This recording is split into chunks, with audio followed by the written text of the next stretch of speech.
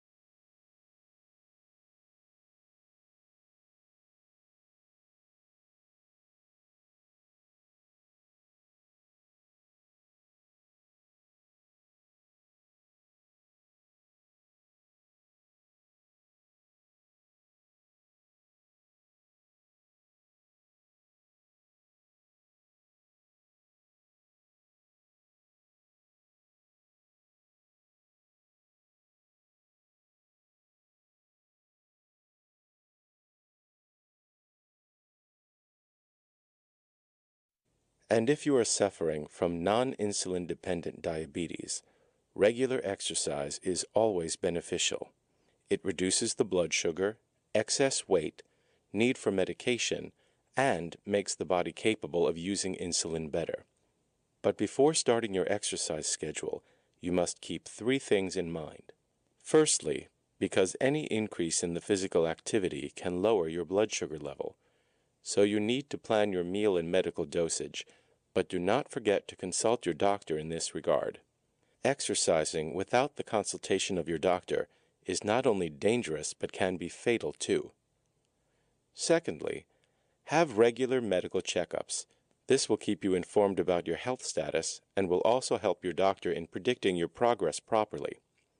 And at last, check your blood sugar level before and after exercising. This is very important as you will get a first-hand knowledge about your sugar level, and you'll also come face to face with the benefits or any side effects of the exercise that you are doing. Mostly you'll notice that you'll reap the profits only, but sometimes over-exercising can cause many problems.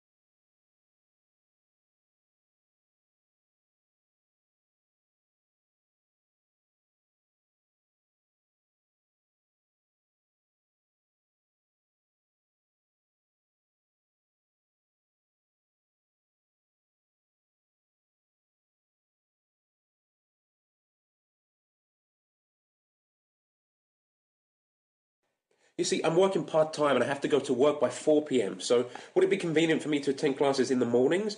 Can the timings of the classes be changed? I'm afraid you will not be able to take care of 2 things at the same time. Firstly, the university is very strict as far as attendance in the classes is concerned. And secondly, physics is not an easy subject. So you'll have to revise all that we study in class on a daily basis. If you're working, it becomes really difficult. Oh, okay. Do you have any information regarding the lab timings? Yes, if you're concerned about changing your lab timings, let me tell you that these are pretty flexible. There are a number of tutorial times that one chooses from, taking his personal circumstances into consideration. Usually a group of 5 to 6 students is made and a particular time is assigned to them.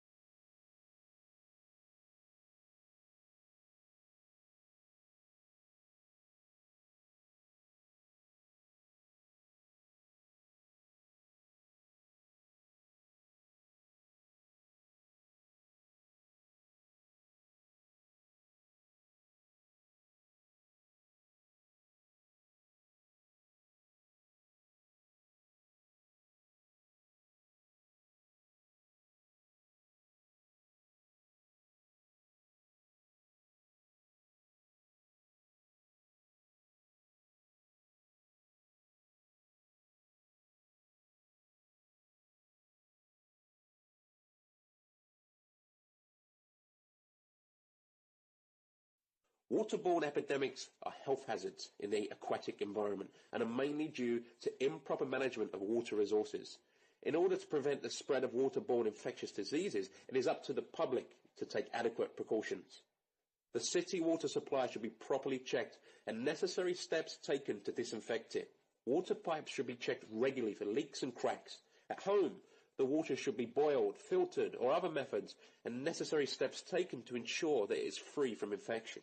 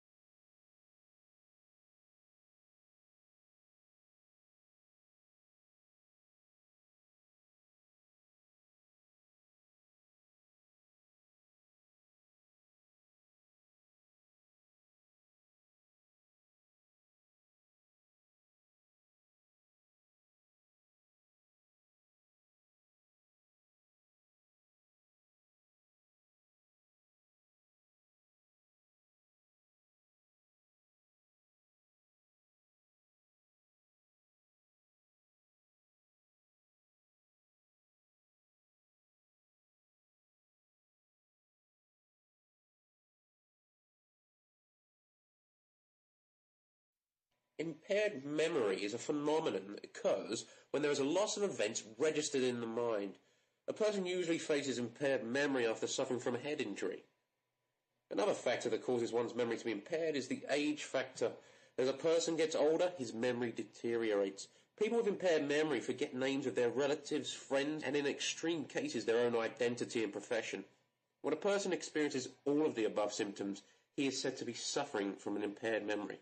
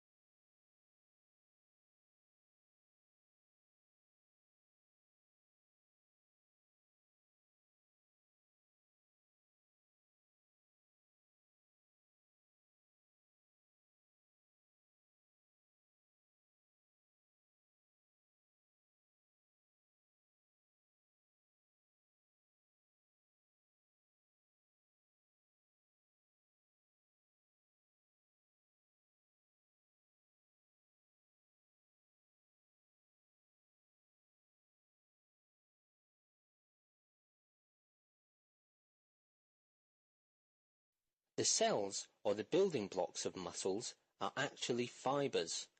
This watery fibrous substance, in turn, contains proteins. The proteins contained in the cells of our muscles cause them to contract. When we contract our muscles, all the muscle fibers are shortened in length and increased in width. In order for muscles to grow, 3 things are required. Number 1, stimulus. Exercise is needed to make the muscles work, use energy, and cause microscopic damage to the fibers. Number 2, nutrition. After intensive exercise, the muscles need to replenish their stores of fuel. And number 3, rest. It is during the rest or recovery phase that the muscles repair the microscopic damage and grow.